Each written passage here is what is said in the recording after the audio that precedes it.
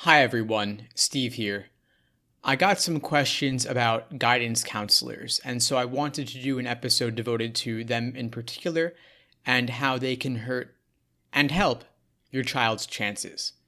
The first thing to think about is that your child's school probably contains hundreds of students, maybe even thousands of students, and so it becomes very difficult for your child to develop a personal relationship with the guidance counselor.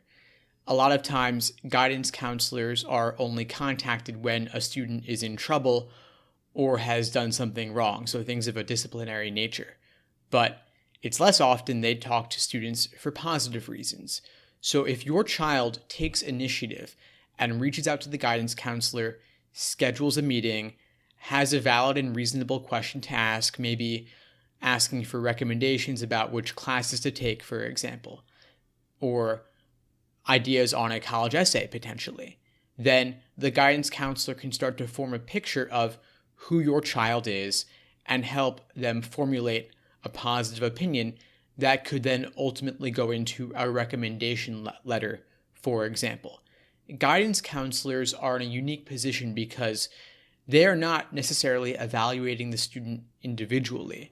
Instead, they are comparing the student to the entire graduating class. So in a sense, it's more relative, whereas with teacher recommendations, they can often be more personal and specific. So guidance counselors do have a lot of leeway, and as a little hint for you, or a bonus, they also have the power sometimes to determine who gets scholarship money from various high school oriented programs. And so if that's something that interests you, guidance counselors can make the difference. But you might be wondering, how can guidance counselors hurt? Sometimes they don't have the latest up-to-date information. They often are not in frequent communication with admission officers, and so as a result, they don't always have the latest information. And that could be about schools in general and about what is necessary to gain acceptance to schools. And so for that reason, it often pays to do your own research, do your own homework, and look beyond just the guidance counselor for getting additional help. That help could come from current students and alums about what is the current situation at a given school in terms of what they're looking for.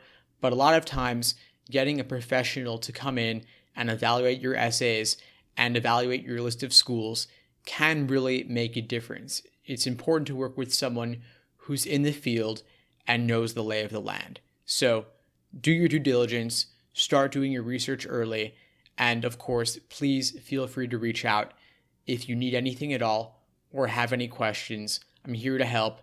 I love hearing from families.